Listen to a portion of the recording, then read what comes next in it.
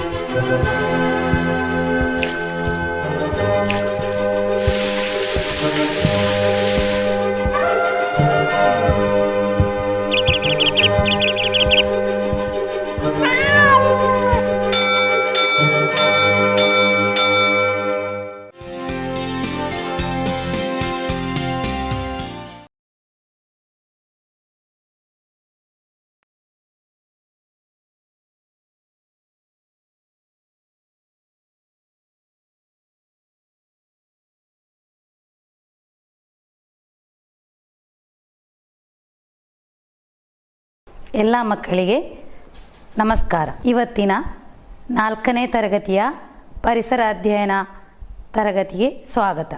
ನಾವು ಕಳೆದ ತರಗತಿಯಲ್ಲಿ ಭೂಮಿಯಿಂದ ಆಚೆಗೆ ಎಂಬ ಪಾಠದಲ್ಲಿ ಕೆಲವೊಂದು ವಿಚಾರಗಳನ್ನು ನೋಡಿದ್ದೆವು. ನೆನಪಿದೆಯೋ ಅಂತ ನೋಡಬೇಕಲ್ಲ. ಈಗ ಏನು ಮಾಡೋಣ? ಒಂದು ಸಣ್ಣ ಕ್ವಿಜ್ ಮಾಡಿದರೆ ಹೇಗೆ? ನೀವೆಲ್ಲ ಸಿದ್ಧರಿದ್ದೀರಾ? ಹಾಗಾದರೆ ಪ್ರಶ್ನೆಗಳನ್ನು ಕೇಳಿ ಅದಕ್ಕೆ ಉತ್ತರವನ್ನು ಮಾತ್ರ ನೀವು ಬರೆದಿಡಿ. ಕೊನೆಗೆ ಉತ್ತರವನ್ನು ಸರಿ ಇದೆಯೋ ಅಂತ ಪರಿಶೀಲಿಸೋಣ. ಹೇಗೆ? ಸಿದ್ಧರಿದ್ದೀರಲ್ಲ? ನೋಡಿ, ಪ್ರಶ್ನೆಗಳು ಹೀಗಿವೆ. ಭೂಮಿಯು ಯಾವುದರ ಸುತ್ತ ಸುತ್ತುತ್ತಿದೆ? ಭೂಮಿಯು ಯಾವುದರ ಸುತ್ತ ಸುತ್ತುತ್ತಿದೆ? ಉತ್ತರವನ್ನು ಮಾತ್ರ ಬರೀರಿ, ನಂಬರ್ ಹಾಕಿ ಉತ್ತರ ಬರೆದಿಡಿ. ಎರಡನೆಯ ಪ್ರಶ್ನೆ, ಭೂಮಿಗೆ ಇರುವ ಏಕೈಕ ಉಪಗ್ರಹ ಯಾವುದು? ಭೂಮಿಗೆ ಇರುವ ಏಕೈಕ ಉಪಗ್ರಹ ಯಾವುದು? ಮೂರನೆಯ ಪ್ರಶ್ನೆ, ಪೂರ್ಣಚಂದ್ರನನ್ನು ಕಾಣುವ ದಿವಸವನ್ನು ಏನೆಂದು ಕರೆಯುತ್ತಾರೆ? ಪೂರ್ಣಚಂದ್ರನನ್ನು ಕಾಣಿಸುವ ದಿವಸವನ್ನು ಏನೆಂದು ಕರೆಯುತ್ತಾರೆ? ನಾಲ್ಕನೆಯ ಪ್ರಶ್ನೆ, ಸೂರ್ಯ ಒಂದು ಡ್ಯಾಶ್. ಸೂರ್ಯ ಒಂದು ಡ್ಯಾಶ್. ಐದನೆಯದ್ದು, ಭೂಮಿಯ ಯಾವ ಚಲನೆಯಿಂದ ಹಗಲು ರಾತ್ರಿಗಳು ಉಂಟಾಗುತ್ತವೆ? ಭೂಮಿಯ ಯಾವ ಚಲನೆಯಿಂದ ಹಗಲು ರಾತ್ರಿಗಳು ಉಂಟಾಗುತ್ತವೆ? ಆರನೆಯದ್ದು, ಸ್ಕ್ರೀನ್ನ ಮೇಲೆ ಒಂದು ಚಿತ್ರ ಬರ್ತಾ ಇದೆ ನೋಡಿ. ಇದು ನಿಮ್ಮ ಪಾಠ ಪುಸ್ತಕದಲ್ಲಿ ಇರುವುದೇ. ಯಾವ ದಿವಸವನ್ನು ಇದು ಸೂಚಿಸುತ್ತದೆ? ಇದು ಯಾವ ದಿವಸದ ಚಿತ್ರವಾಗಿರಬಹುದು? ಅಮಾವಾಸ್ಯೆಯೋ ಹುಣ್ಣಿಮೆಯೋ? ಭೂಮಿಯು ತನ್ನ ಭ್ರಮಣ ಚಲನೆಯನ್ನು ಪೂರ್ತಿಗೊಳಿಸಲು ಎಷ್ಟು ಸಮಯವನ್ನು ತೆಗೆದುಕೊಳ್ಳುತ್ತದೆ? ಒಂದು ಭ್ರಮಣ ಚಲನೆಗೆ ಎಷ್ಟು ಸಮಯ? ನಾವು ಇರುವ ಗ್ರಹದ ಹೆಸರೇನು? ನಾವು ವಾಸಿಸುತ್ತಿರುವ ಗ್ರಹದ ಹೆಸರೇನು? ಗ್ರಹಗಳಿಗೆ ಪ್ರದಕ್ಷಿಣೆ ಬರುವಂತಹ ಆಕಾಶಕಾಯಗಳಿಗೆ ಏನೆಂದು ಹೇಳುತ್ತಾರೆ? ಗ್ರಹಗಳಿಗೆ ಪ್ರದಕ್ಷಿಣೆ ಬರುವಂತಹ ಆಕಾಶಕಾಯಗಳಿಗೆ ಏನೆಂದು ಹೇಳುತ್ತಾರೆ? ಕೊನೆಯ ಪ್ರಶ್ನೆ, ಸೂರ್ಯನಿಗೆ ನಿಶ್ಚಿತ ಪಥದಲ್ಲಿ ಸುತ್ತು ಬರುವಂತಹ ಆಕಾಶಕಾಯಗಳನ್ನು ಏನೆಂದು ಕರೆಯುತ್ತಾರೆ? ಒಂದು ನಿಶ್ಚಿತ ಪಥದಲ್ಲಿ ಸೂರ್ಯನಿಗೆ ಸುತ್ತು ಬರುವಂತಹ ಆಕಾಶಕಾಯಗಳನ್ನು ಏನೆಂದು ಕರೆಯುತ್ತಾರೆ? ಪ್ರಶ್ನೆಗಳಿಗೆ ಉತ್ತರಗಳನ್ನು ಬರೆದಿರಬಹುದು ನೀವು. ಈಗ ಉತ್ತರ ಹೀಗಿದೆ, ನೀವು ಪರಿಶೀಲಿಸಿ. ಸರಿಯಾದದಕ್ಕೆ ರೈಟ್, ತಪ್ಪಾದದಕ್ಕೆ ತಪ್ಪಂತ ಹಾಕಿ. ಎಷ್ಟು ಮಾರ್ಕುಗಳನ್ನು ಪಡೆದಿದ್ದೀರಿ? 10ರಲ್ಲಿ 10 ಪಡೆದವರಿದ್ದೀರಾ? ಗುಡ್. ಉಳಿದವರು ನಿಮ್ಮ ನಿಮ್ಮ ಅಂಕಗಳನ್ನು ಟೀಚರಿಗೆ ಕಳಿಸಿಕೊಡಿ. ಪ್ರಶ್ನೆಗಳಿಗೆ ಇನ್ನೊಮ್ಮೆ ಸರಿಯಾದ ಉತ್ತರವನ್ನು ಗುರುತಿಸಿಕೊಳ್ಳಿ. ನಾವು ಮುಂದೆ ಹೋಗೋಣ. ನಾವು ಕಳೆದ ತರಗತಿಯಲ್ಲಿ ಚಂದ್ರನ ಬಗ್ಗೆ ಸ್ವಲ್ಪ ತಿಳ್ಕೊಂಡಿದ್ದೇವಲ್ವಾ? ಏನಂತ ತಿಳ್ಕೊಂಡಿದ್ದೇವೆ? ಅದು ಭೂಮಿಗೆ ಸುತ್ತು ಬರ್ತಾ ಇದೆ, ಪ್ರದಕ್ಷಿಣೆ ಹಾಕ್ತಾ ಇದೆ ಅಂತ. ಆಗ ನಮಗೆ ಅಮಾವಾಸ್ಯೆ ಅಥವಾ ಹುಣ್ಣಿಮೆಯ ದಿವಸ ಹೇಗೆಲ್ಲ ಚಂದ್ರನನ್ನು ಕಾಣ್ತದೆ ಅಂತ ನಾವು ಕಳೆದ ತರಗತಿಯಲ್ಲಿ ನೋಡಿದ್ದೆವು. ನೀವು ಆಕಾಶವನ್ನು ಗಮನಿಸಿದ್ದೀರಾ? ಚಂದ್ರನನ್ನು ಆಕಾಶದಲ್ಲಿ ಗಮನಿಸಿದ್ದೀರಾ? ಯಾವ ಆಕೃತಿಯಲ್ಲೆಲ್ಲ ನೋಡಿದ್ದೀರಿ? ಯಾವಾಗ ನೋಡಿದ್ದೀರಿ? ನೀವು ಕಂಡುಕೊಂಡಂತಹ ವಿಚಾರಗಳು ಏನು? ಚಂದ್ರನು ಒಂದೇ ರೀತಿಯಾಗಿ ಇರೋದಿಲ್ಲ ಎಂಬುದನ್ನು ಖಚಿತಪಡಿಸಿಕೊಂಡಿದ್ದೀರಾ ನೀವು? ಈಗ ನೋಡಿ, ದ.ರಾ ಬೇಂದ್ರೆಯವರು ಒಂದು ಹಾಡನ್ನು ರಚಿಸಿದ್ದಾರೆ. ಚಂದ್ರನ ಈ ಆಟವನ್ನು ನೋಡಿ ಅವರು ಒಂದು ಹಾಡನ್ನು ರಚಿಸಿದ್ದಾರೆ, ಅದನ್ನು ಕೇಳೋಣ. ಬಿದಿಗೆ ಚಂದ್ರ ಬಂದ ನೋಡು, ದೀಪ ಹಚ್ಚಿದಂತೆ ಜೋಡು. ಬಿದಿಗೆ ಚಂದ್ರ ಬಂದ ನೋಡು, ದೀಪ ಹಚ್ಚಿದಂತೆ ಜೋಡು. ಯಾರ ಮನೆಯು ಅಲ್ಲಿ ಇಹುದೋ ಯಾರು ಬಲ್ಲರು, ನೋಡಲೇನು ಒಬ್ಬರೇನು ಹೇಳಲೊಲ್ಲರು. ಅಗೋಚವತಿ ಚಂದ್ರ ನೋಡು, ಮೂಡಿದಂತೆ ಎರಡು ಕೋಡು. ಮೃಗವು ಎಲ್ಲಿ ಇಹುದೋ ಏನೋ ನಾನು ಕಾಣೆನು, ಇಂಥ ಚಿತ್ರ ಬರೆದ ನಿಲ್ಲಿ ಯಾವ ಜಾಣನು. ಅಷ್ಟಮಿ ಚಂದಿರನು ಬಂದ, ಅರ್ಧ ಬಿಟ್ಟು ಅರ್ಧ ತಿಂದ. ಅಷ್ಟಮಿ ಚಂದಿರನು ಬಂದ, ಅರ್ಧ ಬಿಟ್ಟು ಅರ್ಧ ತಿಂದ.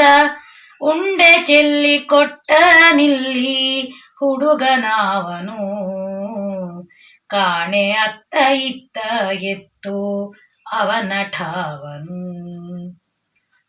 ಬಂದನು ಹುಣ್ಣಿಮೆಯ ಚಂದ್ರ, ಬೆಳದಿಂಗಳು ನಿಬಿಡ ಸಾಂದ್ರ. ಬಂದನು ಹುಣ್ಣಿಮೆಯ ಚಂದ್ರ, ಬೆಳದಿಂಗಳು ನಿಬಿಡ ಸಾಂದ್ರ.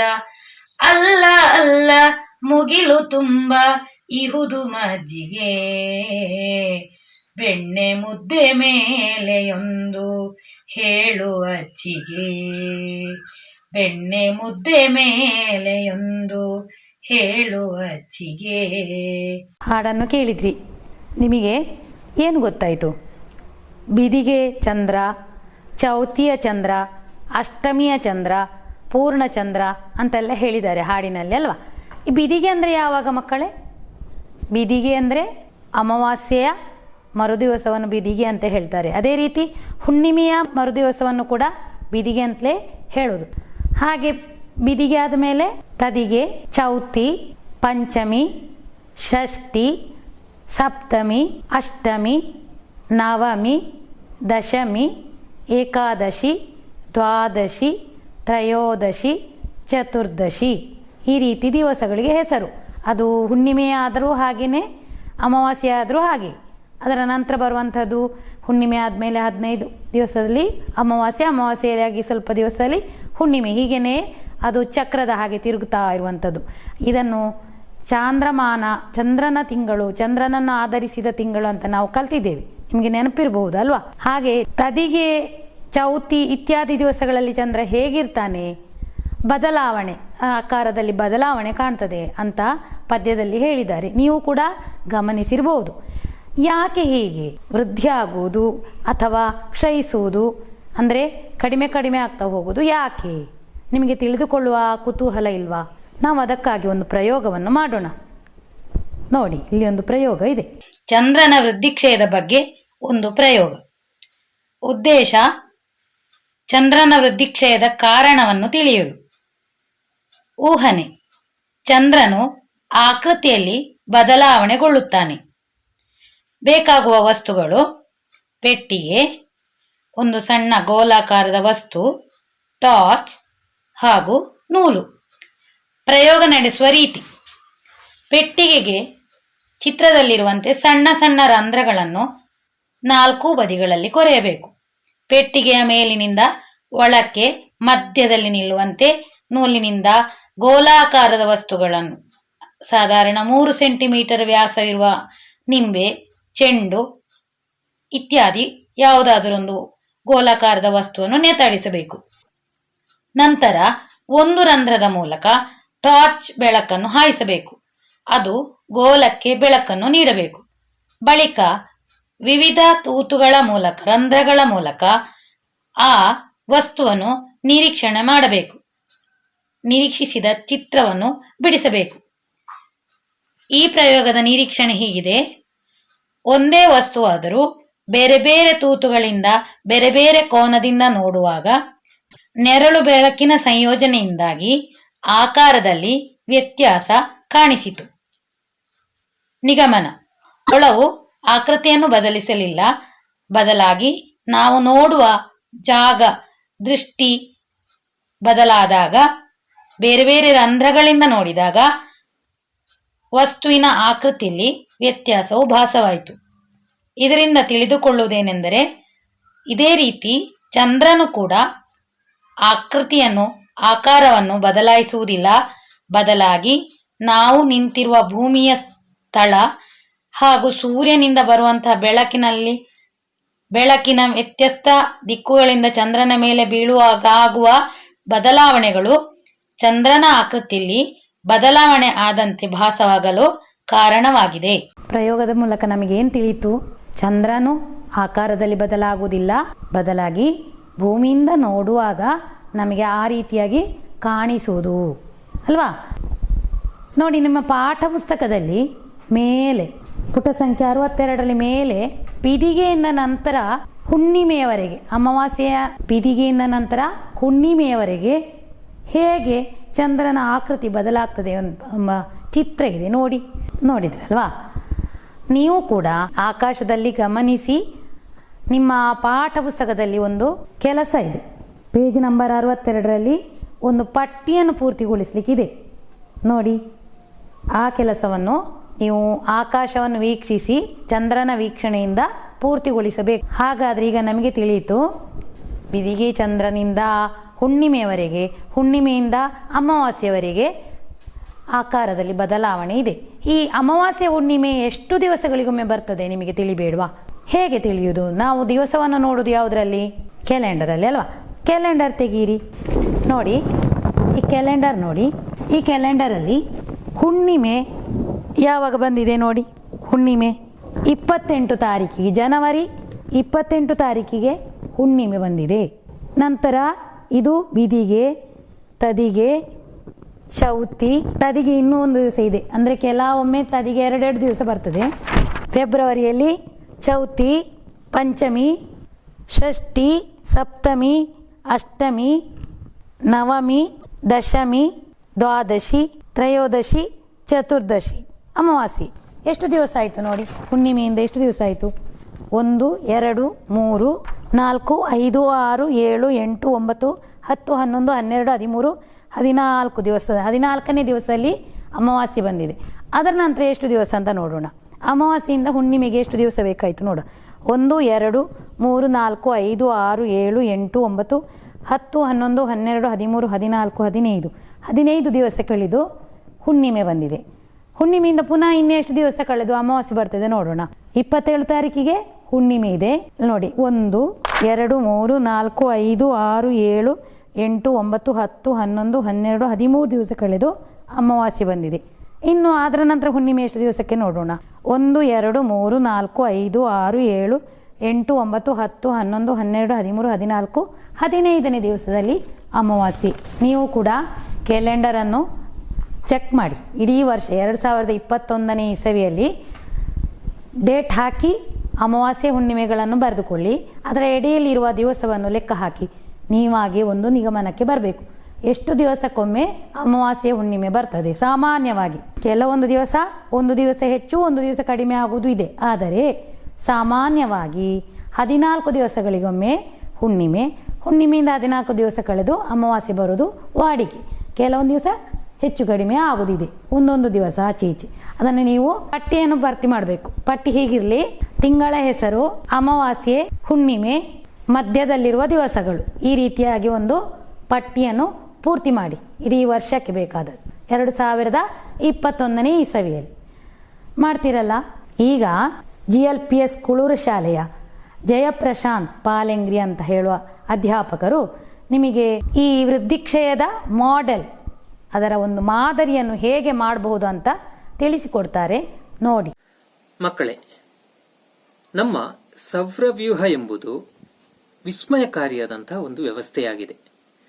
ರಾತ್ರಿ ಹೊತ್ತಲ್ಲಿ ನಾವು ಆಕಾಶ ವೀಕ್ಷಣೆ ಮಾಡಿದಾಗ ಅಸಂಖ್ಯಾತ ನಕ್ಷತ್ರಗಳು, ಚಂದ್ರ ಎಲ್ಲ ಕಾಣಲಿಕ್ಕೆ ಸಿಗ್ತದೆ.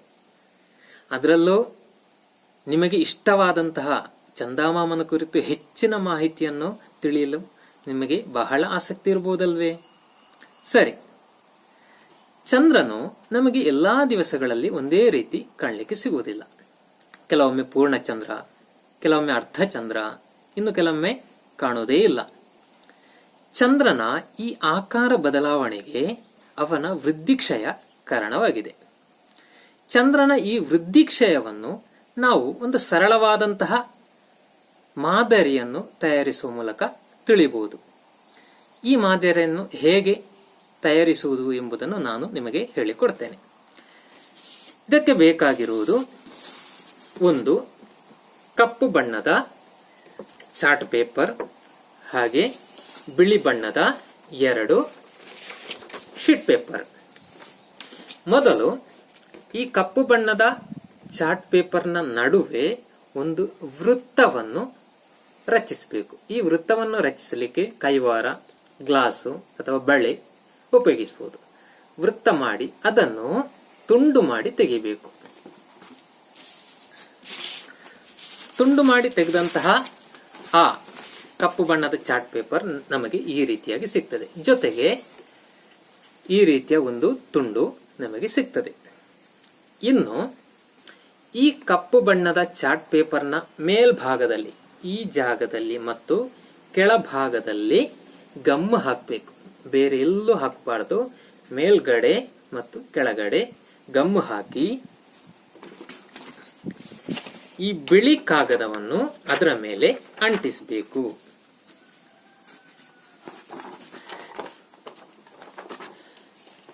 ಅಂಟಿಸಿದಾಗ ನಿಮಗೆ ಈ ರೀತಿಯ ರಚನೆ ಸಿಗಬಹುದು. ಆ ಬಳಿಕ ಇನ್ನೊಂದು ಬಿಳಿ ಕಾಗದವನ್ನು ತೆಗೆದುಕೊಂಡು ನಮ್ಮಲ್ಲಿ ಇರುವಂತಹ ಆ ಕಪ್ಪು ಬಣ್ಣದ ವೃತ್ತಾಕಾರದ ಭಾಗವನ್ನು ಇದರ ನಡು ಭಾಗದಲ್ಲಿ ಅಂಟಿಸಬೇಕು. ಅಂಟಿಸಿದ ಬಳಿಕ ನಮಗೆ ಈ ರೀತಿಯಾಗಿ ಸಿಗ್ತದೆ. ನಂತರ ಇದರ 2 ಭಾಗದಲ್ಲಿ ಈ ಕಾಗದದ ತುಂಡುಗಳನ್ನು ಅಂಟಿಸಬೇಕು. ಹಿಂಭಾಗದಲ್ಲಿ ಈ ರೀತಿ ಮತ್ತು ಇನ್ನೊಂದನ್ನು ಇಲ್ಲಿ ಅಂಟಿಸಬೇಕು. ಅಂಟಿಸಿದಾಗ ಈ ರೀತಿಯ ರಚನೆ ನಮಗೆ ಸಿಗ್ತದೆ. ಇನ್ನು ನಾವು ಮೊದಲೇ ತಯಾರಿಸಿ ಇಟ್ಟಂತಹ ಈ ಕಾಗದದ ಒಳಗೆ ನಾವು ಈಗ ತಯಾರಿಸಿದಂತಹ ಈ ಭಾಗವನ್ನು ಹಾಕಬೇಕು. ಇದರ ಒಳಗೆ ಹಾಕಬೇಕು ಅಂತಿದ್ರೆ ಮೇಲ್ಭಾಗ ಮತ್ತು ಕೆಳಭಾಗದಲ್ಲಿ ಸ್ವಲ್ಪ ಮಡಚಬೇಕು. ನೋಡಿ, ನಾನು ಮಡಚ್ತೇನೆ. ಒಳಭಾಗಕ್ಕೆ ಮಡಚಿದೆ, ಇಲ್ಲೂ ಕೂಡ ಒಳಭಾಗಕ್ಕೆ ಮಡಚ್ತೇನೆ. ಮಡಚಿ ಇನ್ನು ಇದರ ಒಳಗೆ ಇದನ್ನು ಹಾಕಬೇಕು.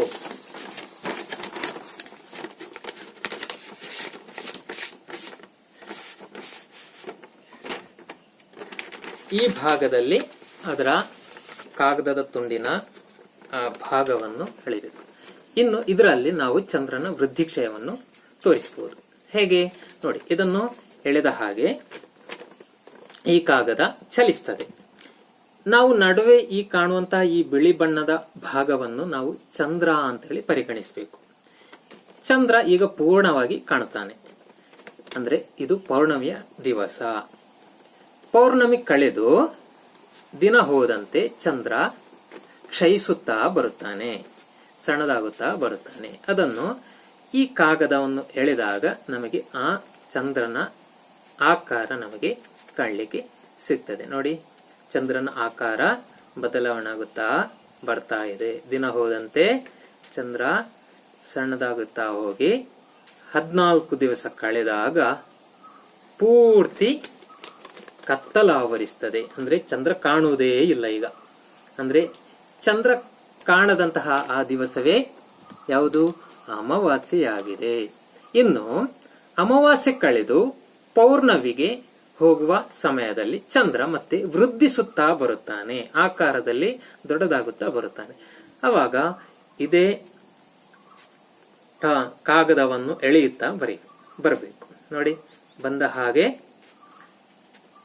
ಚಂದ್ರನ ಆಕಾರ ಬದಲಾವಣೆ ಆಗುತ್ತಾ ಬರ್ತಾ ಇದೆ, ವೃದ್ಧಿಸುತ್ತಾ ಬರ್ತಾ ಇದೆ. ದೊಡ್ಡದಾಗ್ತಾ ಬಂದು ಕೊನೆಗೆ ಈಗ ಹುಣ್ಣಿಮೆ ದಿವಸ ಬಂತು, ಪೂರ್ಣಚಂದ್ರ ನಮಗೆ ಕಾಣಲಿಕ್ಕೆ ಸಿಗ್ತಾನೆ. ಸರಿ, ಈ ರೀತಿಯಾಗಿ ಒಂದು ಸರಳವಾಗಿ ಚಂದ್ರನ ವೃದ್ಧಿಕ್ಷಯವನ್ನು ಚಾರ್ಟ್ಗಳನ್ನು ಉಪಯೋಗಿಸಿ ನಮಗೆ ತಯಾರಿಸಬಹುದು. ಮಕ್ಕಳೇ, ನೀವು ತಯಾರಿಸ್ತೀರಲ್ವಾ? ನೀವು ತಯಾರಿಸಿದಂತಹ ಈ ಮಾಡೆಲ್ ಅನ್ನು ನಿಮ್ಮ ಕ್ಲಾಸ್ ಅಧ್ಯಾಪಕರಿಗೆ ಕಳುಹಿಸಿಕೊಡಿ. ಧನ್ಯವಾದಗಳು. ಬಹಳ ಕುತೂಹಲ ಹಾಗೂ ಆಸಕ್ತಿದಾಯಕವಾದ ಒಂದು ವಿಚಾರವನ್ನು ಸರ್ ಹೇಳಿಕೊಟ್ಟಿದ್ದಾರಲ್ಲ, ಅವರಿಗೆ ಧನ್ಯವಾದಗಳು. ಈ ರೀತಿ ಚಾಂದ್ರಮಾನ, ಚಂದ್ರನ ದಿವಸ, ಚಂದ್ರನ ತಿಂಗಳುಗಳನ್ನು ನಾವು ಕಲ್ತುಕೊಂಡೆವು. ಚಾಂದ್ರ ಮಾಸದಲ್ಲಿ ಬರುವ ತಿಂಗಳುಗಳ ಹೆಸರು ನೆನಪಿದೆಯಾ? ನೀವು ಅವತ್ತು ಒಮ್ಮೆ ಕನ್ನಡ ತರಗತಿಯಲ್ಲಿ ತಿಂಗಳುಗಳ ಹೆಸರನ್ನು ಕಲ್ತಿದ್ದೀರಿ, ನೆನಪು ಮಾಡಿ. ಸ್ಕ್ರೀನ್ ಅಲ್ಲಿ ಬರ್ತಾ ಇದೆ ನೋಡಿ. ಚೈತ್ರ, ವೈಶಾಖ, ಜ್ಯೇಷ್ಠ, ಆಷಾಢ, ಶ್ರಾವಣ, ಭಾದ್ರಪದ, ಅಶ್ವಯುಜ, ಕಾರ್ತಿಕ, ಮಾರ್ಗಶಿರ, ಪುಷ್ಯ, ಮಾಘ, ಫಾಲ್ಗುಣ. ಈ ರೀತಿಯ ಚಂದ್ರನ ತಿಂಗಳುಗಳು, ಚಂದ್ರ ಮಾಸದ ತಿಂಗಳುಗಳು. ಹೀಗೆ ನಾವು ಚಂದ್ರನನ್ನು ನೋಡಿ ಅದೆಷ್ಟೋ ಲೆಕ್ಕಾಚಾರಗಳನ್ನು ಹಾಕ್ತೇವೆ ಅಲ್ವಾ? ಈಗ ಅಷ್ಟು ಸುಂದರವಾದ ಚಂದ್ರನಲ್ಲಿಗೆ ಹೋಗಬೇಕು ಅಂತ ನಿಮಗೆ ಅನಿಸುವುದಿಲ್ವಾ? ಚಂದ್ರನಲ್ಲಿಗೆ ಹೋಗಿ ಬರಬೇಕು ಅಂತ ಯಾರೆಲ್ಲ ಸಿದ್ಧರಿದ್ದೀರಿ? ಸಿದ್ಧರಿದ್ದವರು ನನ್ನ ಜೊತೆ ಈಗ ಚಂದ್ರನಲ್ಲಿಗೆ ಹಾರಿ ಹೋಗಿ ಬರೋಣ. ಕಣ್ಣುಗಳನ್ನು ಮುಚ್ಚಿ ಕುಳಿತುಕೊಳ್ಳಿ. ಹೇಳಿದ ಸೂಚನೆಗಳನ್ನು ಮಾತ್ರ ಕೇಳಿಕೊಳ್ಳಿ. ಕಣ್ಣುಗಳನ್ನು ಮುಚ್ಚಿ. ನಮಗೆ ಒಂದು ಶಕ್ತಿ ಬರಬೇಕಲ್ಲ ಚಂದ್ರನಲ್ಲಿಗೆ ಹೋಗ್ಲಿಕ್ಕೆ. ಅದಕ್ಕೆ ದೀರ್ಘವಾಗಿ 2-3 ಬಾರಿ ಉಸಿರಾಟವನ್ನು ಮಾಡಿ, ದೀರ್ಘವಾಗಿ ನಿಧಾನವಾಗಿ. ಈಗ ನೀವು ಚೈತನ್ಯಯುಕ್ತರಾಗಿದ್ದೀರಿ, ಚಂದ್ರನಲ್ಲಿಗೆ ಹೋಗ್ಲಿಕ್ಕೆ ಶಕ್ತಿ ಬಂದಿದೆ ನಿಮಗೆ. ನಾನೀಗ ನಿಮಗೆಲ್ಲ ರೆಕ್ಕೆಗಳನ್ನು ಕೊಡ್ತೇನೆ. ಚಂದ್ರನಲ್ಲಿಗೆ ಹಾರಿ ಹೋಗ್ಬೇಕಲ್ಲ, ಶಕ್ತಿಯುತವಾದ ಸಣ್ಣ ಸಣ್ಣ ರೆಕ್ಕೆ ಎಲ್ಲ ಸಾಕಾಗುವುದಿಲ್ಲ, ಒಳ್ಳೆ ಬಲಿಷ್ಠವಾದ ಸೀದಾ ನಿಮ್ಮನ್ನು ಚಂದ್ರನಲ್ಲಿಗೆ ತಲುಪಿಸುವ ರೆಕ್ಕೆಗಳನ್ನು ನಾನು ಕೊಡ್ತಾ ಇದ್ದೇನೆ. ಅದನ್ನು ನಿಮ್ಮ ಬೆನ್ನಿಗೆ ಕಟ್ತಾ ಇದ್ದೇನೆ, ಕೈಗಳ ಪಕ್ಕದಲ್ಲಿ. ಈಗ ನೀವು ಕಣ್ಣು ಮುಚ್ಚಿಕೊಂಡು ಮನಸ್ಸಿನಲ್ಲೇ ಹಾರಿಕೊಂಡು ಚಂದ್ರನಲ್ಲಿಗೆ ಹಾರಿ ಹಾರಿ ಹಾರಿ ಹೋಗ್ಬೇಕು. ಈಗ ಭೂಮಿಯನ್ನು ಬಿಟ್ಟಿದ್ದೀರಿ, ಮೇಲೆ ಮೇಲೆ ಹಾರ್ತಾ ಇದ್ದೀರಿ ಆಕಾಶದಲ್ಲಿ. ಸುತ್ತಲೂ ಬೆಳದಿಂಗಳು ಚೆಲ್ಲಿದೆ, ಚಂದ್ರನ ಬೆಳದಿಂಗಳು ಹಾಲಿನ ಹಾಗೆ. ನೀವು ಆ ಬೆಳದಿಂಗಳಿನ ದಾರಿಯಲ್ಲಿ ಚಂದ್ರನಲ್ಲಿಗೆ ಹಾರ್ತಾ ಇದ್ದೀರಿ. ಈಗ ಮೆಲ್ಲಗೆ ಹಾರಿ ಹಾರಿ ಚಂದ್ರನಲ್ಲಿಗೆ ಹಾರಿಕೊಂಡು ಬಂದಿದ್ದೀರಿ. ಈಗ ಮೆಲ್ಲಗೆ ಅಲ್ಲಿ ಇಳಿಬೇಕೀಗ ಚಂದ್ರನಲ್ಲಿಗೆ. ಇಳಿದ್ರಲ್ವಾ? ನೋಡಿ, ಕಣ್ಣು ತೆರಿಬೇಡಿ. ಅಲ್ಲಿ ಧೂಳು ತುಂಬಿದೆ, ಧೂಳು. ಮುಖ ಎಲ್ಲ ಮುಚ್ಚಿಕೊಳ್ಳಿ. ಧೂಳು ತುಂಬಿದ ಚಂದ್ರನಿದ್ದಾನೆ. ನಾವು ಅಲ್ಲಿ ಕೆಳಗೆ ಭೂಮಿಯಲ್ಲಿ ನೋಡಿದ ಹಾಗಲ್ಲ. ಚಂದ್ರ ಹೇಗಿದ್ದಾನೆ? ಮೇಲೆ ಆಚೆ ನೋಡಿ ಗುಡ್ಡ, ದೊಡ್ಡ ದೊಡ್ಡ ಬೆಟ್ಟಗಳು. ಕೆಳಗೆ ನೋಡಿ ಈಚೆ ಭಾಗದಲ್ಲಿ ದೊಡ್ಡ ದೊಡ್ಡ ಹೊಂಡಗಳು, ದೊಡ್ಡ ಬೆಟ್ಟಗಳು, ಆಳವಾದ ಹೊಂಡಗಳು, ಕಣಿವೆಗಳು, ಬಂಡೆಕಲ್ಲು, ಮಣ್ಣು ತುಂಬಿದಂತಹ ಒಂದು ಪ್ರದೇಶವಾಗಿದೆ ಚಂದ್ರ. ನಾವು ಭೂಮಿಯಲ್ಲಿ ನಿಂತು ನೋಡುವಾಗ ಬಹಳ ಸುಂದರವಾಗಿ ನಯವಾಗಿ ಕಂಡರೂ ಕೂಡ ಅಲ್ಲಿ ಹೋಗಿ ನೋಡುವಾಗ ನಮಗೆ ಗೊತ್ತಾಗಿದೆ ಈಗ ಧೂಳು ತುಂಬಿದೆ, ಉಸಿರಾಡಲಿಕ್ಕೆ ವಾತಾವರಣ ಇಲ್ಲ. ಆದ ಕಾರಣ ನಾವು ಬೇಗ ನಮ್ಮ ಭೂಮಿಗೆ ಮರಳಿ ಹೋಗೋಣ. ಮೆಲ್ಲಗೆ ರೆಕ್ಕೆಯನ್ನು ಬಡೀರಿ. ಅಲ್ಲಿಂದ ಹಾರಿ ಹಾರಿ ಭೂಮಿ ಕಾಣ್ತದ ನಿಮಗೆ? ಅಲ್ಲಿಂದ ಈಗ ಕಾಣ್ತಾ ಇದೆ. ಭೂಮಿಯ ಕಡೆಗೆ ಹಾರಿ ಬನ್ನಿ. ಹಾಗೆ ನಮ್ಮ ಭಾರತ ಕಾಣ್ತಾ ಇದೆ. ಭಾರತದಲ್ಲಿ ಕೇರಳ ಕಾಣ್ತಾ ಇದೆಯಾ? ಕೇರಳದಲ್ಲಿ ನಮ್ಮ ಕಾಸರಗೋಡಿಗೆ, ನಮ್ಮ ಊರಿಗೆ, ನಮ್ಮ ಮನೆಗೆ ಬರುವ. ಹಾರಿಕೊಂಡು ಬನ್ನಿ. ಹಾರಿಕೊಂಡು ರೆಕ್ಕೆಗಳನ್ನು ಕಳಚಿ ನೀವೀಗ ಆಗ ಕುಳಿತ ಸ್ಥಳದಲ್ಲೇ ಕುಳಿತುಕೊಳ್ಳಿ. ಉಸಿರಾಡಿ, ಒಂದೆರಡು ದೀರ್ಘವಾದ ಉಸಿರಾಟವನ್ನು ಮಾಡಿ. ಹೋಗಿ ಆಯಾಸ ಆಗಿದೆಲ್ಲ, ಆಯಾಸ ಹೋಗಬೇಕೀಗ. ಉಸಿರಾಡಿ ನಿಧಾನವಾಗಿ ಕಣ್ಣುಗಳನ್ನು ತೆರೆಯಿರಿ. ಚಂದ್ರಯಾನ ಹೇಗಿತ್ತು? ಸೂಪರ್ ಅಲ್ಲ? ನೀವು ದೊಡ್ಡದಾದ ಮೇಲೆ ವಿಜ್ಞಾನಿಗಳಾಗಿ ಚಂದ್ರನಲ್ಲಿಗೆ ಹೋಗುವ ಕನಸನ್ನು ನನಸು ಮಾಡಿಕೊಳ್ಳಿ, ಸರಿಯಲ್ಲ? ಈಗ ನಾವು ತಿಳಿದೆವು ಏನಂತ. ಚಂದ್ರ ಇಲ್ಲಿ ಕಂಡ ಹಾಗಲ್ಲ, ಅಲ್ಲಿ ವ್ಯತ್ಯಸ್ತವಾದ ರೀತಿಯಲ್ಲಿ ಇದ್ದಾನೆ. ಹಾಗಾದ್ರೆ ಚಂದ್ರನಲ್ಲಿಗೆ ಹೋದವರಿದ್ದಾರಾ? ಇದ್ದಾರೆ ನೋಡಿ. ಯಾರು ಕೇಳೋಣ. ಚಂದ್ರನಲ್ಲಿಗೆ ಮೊದಲ ಬಾರಿಗೆ ಮಾನವನ ಪಾದಾರ್ಪಣೆ. ಅಪೋಲೋ 11 ಮೊದಲ ಬಾರಿಗೆ ಮಾನವನನ್ನು ಚಂದ್ರನಲ್ಲಿ ಇಳಿಸಿದ ಆಕಾಶ ನೌಕೆ. ಕಮಾಂಡರ್ ನೀಲ್ ಆರ್ಮ್ಸ್ಟ್ರಾಂಗ್ ಹಾಗೂ ಲೂನಾರ್ ಪೈಲಟ್ ಬುಜ್ ಆಲ್ಡ್ರಿನ್ ಇವರಿಬ್ಬರು ಚಂದ್ರನನ್ನು ಭೇಟಿಯಾದ ಮೊದಲ ಮಾನವರು. 21/7/1969 ಅವರು ಚಂದ್ರನಲ್ಲಿ ಪಾದಾರ್ಪಣೆಯನ್ನು ಮಾಡಿದರು. ಅಲ್ಲಿಂದ ಬಹಳಷ್ಟು ಕಲ್ಲು ಮಣ್ಣುಗಳನ್ನು ಹೊತ್ತು ಭೂಮಿಗೆ ಮರಳಿದರು.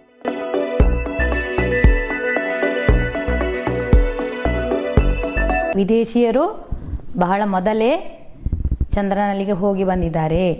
ಹಾಗಾದರೆ ನಮ್ಮ ಭಾರತದ ಸಾಧನೆ ಏನು ಕೇಳೋಣ. To witness India's giant leap to the moon. 10, 9, 8, 7, 6, 5, 4, 3, 2, 1.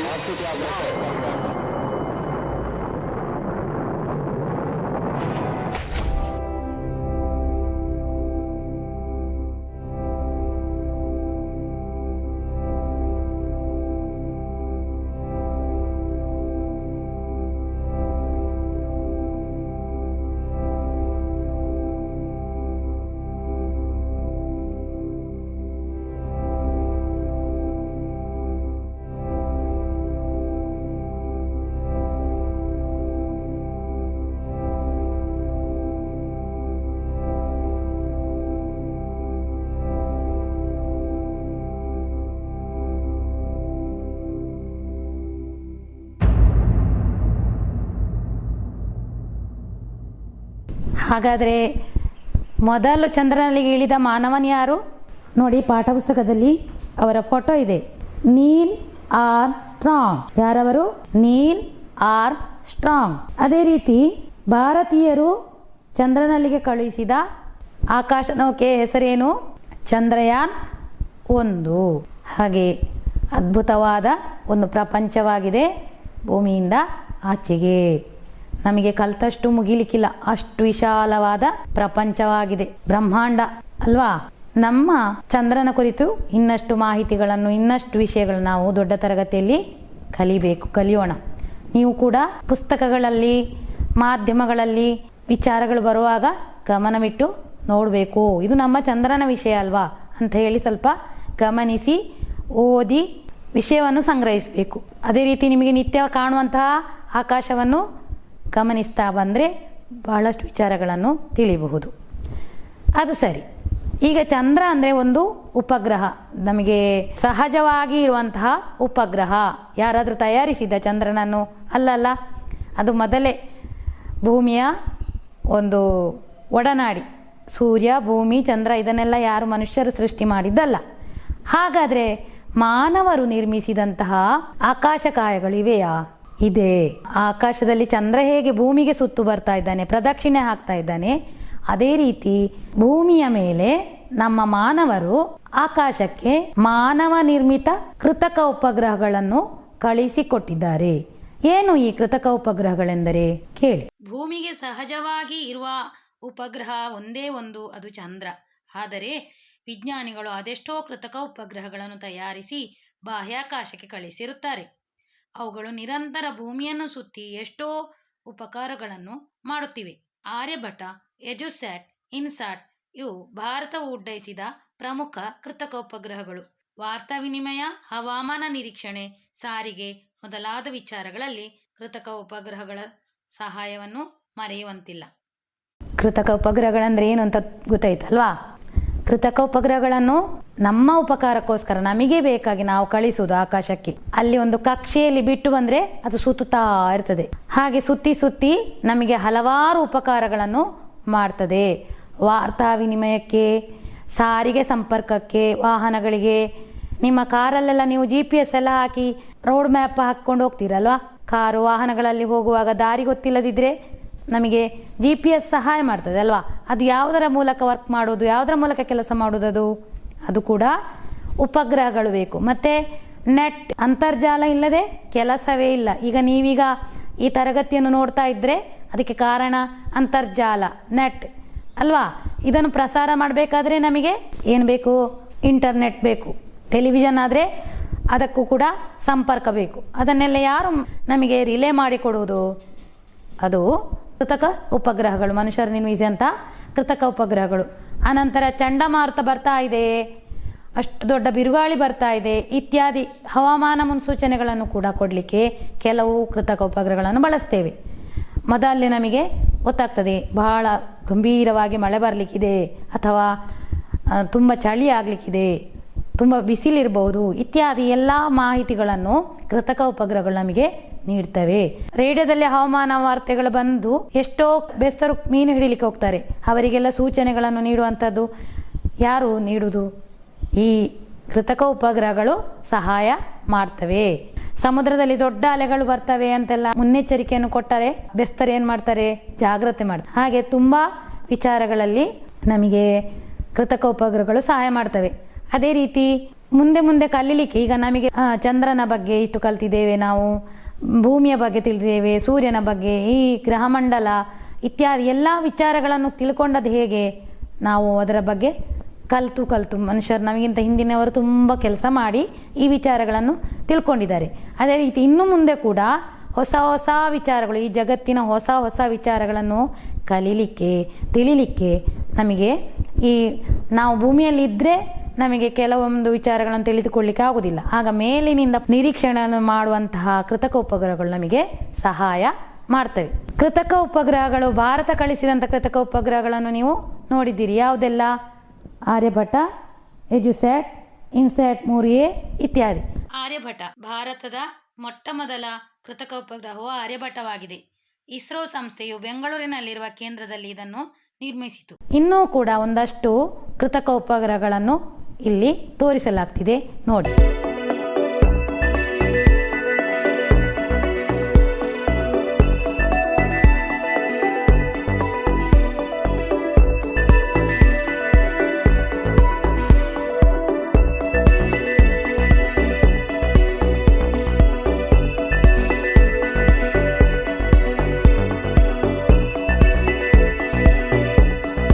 ನೀವು ಕೂಡ ಇಂತಹ ಕೃತಕ ಉಪಗ್ರಹಗಳ ಚಿತ್ರಗಳನ್ನು ಸಂಗ್ರಹಿಸಿ ಆಲ್ಬಮ್ ರಚಿಸಿರಿ. ಕೃತಕ ಉಪಗ್ರಹಗಳಿಂದ ಇರುವ ಪ್ರಯೋಜನಗಳ ಪಟ್ಟಿಯನ್ನು ಇಲ್ಲಿ ಕೊಡಲಾಗಿದೆ ನೋಡಿ.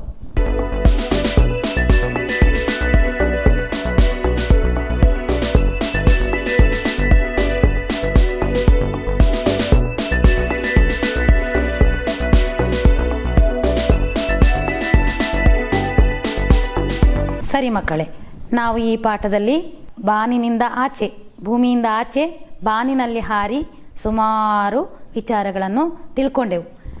ಇನ್ನೂ ಕೂಡ ಹೆಚ್ಚಿನ ಮಾಹಿತಿಗಳನ್ನು ಮುಂದಿನ ತರಗತಿಯಲ್ಲಿ ಕಲಿಯೋಣ. ನಿಮ್ಮ ಪಾಠಪುಸ್ತಕದ ಕೊನೆಯಲ್ಲಿ 1-2-3 ಪ್ರಶ್ನೆಗಳಿವೆ. ಆ ಪ್ರಶ್ನೆಗಳನ್ನು ನೋಡಿ ಅದಕ್ಕೆ ಉತ್ತರವನ್ನು ಬರೆದು ನಿಮ್ಮ ಅಧ್ಯಾಪಕರಿಗೆ ಕಳಿಸಿ ಕೊಡಬೇಕು. ಸರಿ, ಇನ್ನೊಮ್ಮೆ ಭೇಟಿಯಾಗೋಣ. ನಮಸ್ಕಾರ.